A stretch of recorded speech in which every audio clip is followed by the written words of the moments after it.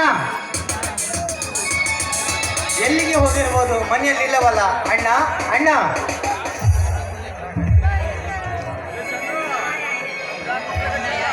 ಏನು ಸುಹಾಸ್, ಯಾವಾಗ ಬಂದೆ? ಹೇಳದೆ ಕೇಳದೆ ಇಷ್ಟು ಬೇಗನೆ ಬಂದು ಬಿಟ್ಟಿಯಲ್ಲಪ್ಪ. ಹೇಗಿದೆ ಆ ನಿನ್ನ ಕಾಲೇಜ್? ಹೇಗಿದ್ದಾರೋ ಆ ನಿನ್ನ ಸ್ನೇಹಿತರು? ನನಗೇನಾಗಿದೆ ಅಣ್ಣ? ನಿನ್ನಂತ ಅಣ್ಣನಿರುವಾಗ ಯಾವಾಗಲೂ ಖುಷಿಯಾಗಿ ಇರ್ತೇನೆ. ಕಾಲೇಜು ಮುಗಿಯಿತು, ಅಲ್ಲೇವರೆಗೂ ನಿನ್ನ ಜೊತೆಯಲ್ಲಿ ಇರಬೇಕಂತ ಬಂದುಬಿಟ್ಟೆ ನೋಡೋಣ. ನೋಡು ಸುಹಾಸ್, ನೀನು ಬಂದಿದ್ದಕ್ಕೆ ಎಷ್ಟು ಸಂತೋಷವಾಗುತ್ತದೆ.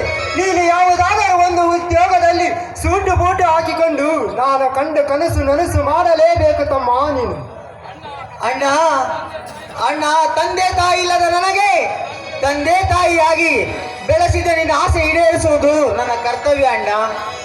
ನೀನೇನು ಚಿಂತೆ ಮಾಡಬೇಡಣ್ಣ, ನಿನ್ನ ಆಸೆ ಅಂತೆ ನಾನು ದೊಡ್ಡ ಉದ್ಯೋಗದಲ್ಲಿ ಸೇರುವೆ. ತಮ್ಮ ಅಂದರೆ ನೀನೆ ಕಣ. ಈ ಕಾಲದಲ್ಲಿ ಅಣ್ಣನ ಮಾತಿಗೆ ಬೆಲೆ ಕೊಟ್ಟು ನೋಡುವನೆಂದರೆ ನೀನೊಬ್ಬನೇ.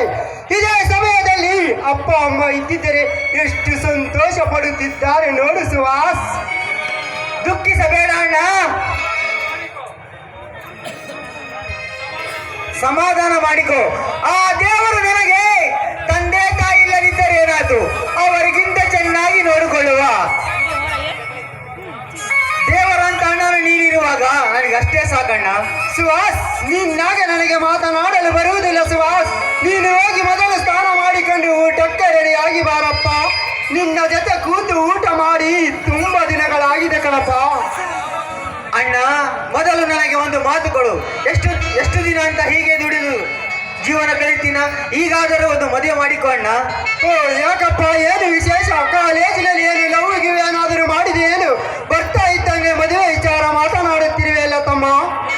ಹಾಗೇನು ಇಲ್ಲ ಅಣ್ಣ, ನನಗೋಸ್ಕರ ಎಷ್ಟು ದಿನ ಅಂತ ದುಡಿದು ಜೀವನ ತಳೆಯುತ್ತೀಯ? ನಿನಗೆ ಯಾವ್ದಾರು ಒಂದು ಹಣ್ಣು ನೋಡಿ ಮದುವೆ ಮಾಡಬೇಕಂತ ಅಷ್ಟೇ ಆಸೆ ನೋಡಣ್ಣ. ನೋಡು ಸುಹಾಸ್, ನನ್ನ ಬಗ್ಗೆ ಚಿಂತೆ ಬಿಟ್ಟು ಬಿಡಪ್ಪ. ನಿನ್ನನ್ನು ಒಂದು ದಡ ಸೇರಿಸುವವರೆಗೂ ನನಗೆ ಮದುವೆ ಏಕಕ್ಕಪ್ಪ. ಈ ನಮ್ಮ ಪವಿತ್ರ ಬಂಧನದಲ್ಲಿ ಎಲ್ಲಿ ವಿಷ ಹಿಂಡಿ ನಮ್ಮಿಬ್ಬರನ್ನು ಬೇರೆ ಮಾಡಿಬಿಡುತ್ತಾಳಂತ ತುಂಬಾ ಭಯ ಕಣೋ ನನಗೆ. ಅಣ್ಣ, ಎಲ್ಲರೂ ಹಾಗೆ ಇರೋದಿಲ್ಲ ಅಣ್ಣ. ಯಾರಾದರೂ ಒಂದು ಒಳ್ಳೆ ಹುಡುಗಿ ನೋಡಿ ಬೇಗ ಮದುವೆ ಮಾಡಿಕೊಳ್ಳೋಣ, ಎಲ್ಲ ಒಳ್ಳೆಯದಾಗುತ್ತದೆ. ಸುಹಾಸ್, ನಿನ್ನನ್ನು ಬಿಟ್ಟರೆ ಬೇರೆ ಯಾರು ಇಲ್ಲ ಕಣೋ.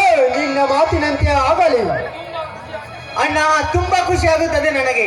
ಈ ಸ್ವಲ್ಪ ದಿನದಲ್ಲಿ ಈ ಮನೆಯಲ್ಲಿ ಗೆಜ್ಜೆ ಸದ್ದು ಕೇಳುತ್ತದೆ. ಇದೇ ಖುಷಿಯಲ್ಲಿ ಹೋಗಿ ನಾನು ಸಿಹಿ ತರುತ್ತೇನೆ.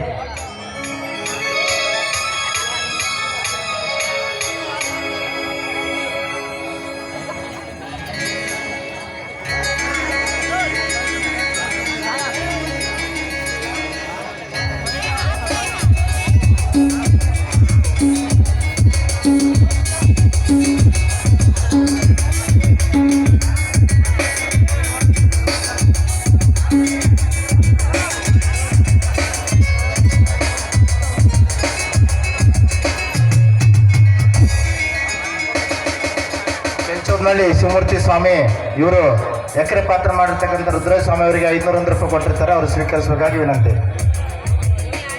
BSNL ಮಂಜಣ್ಣ ಇವರು ಕಲಾ ಬಳಗಕ್ಕೆ 300 ರೂಪಾಯಿನ ಕೊಟ್ಟಿರ್ತಾರೆ. ಅವರು ಸ್ವೀಕರಿಸ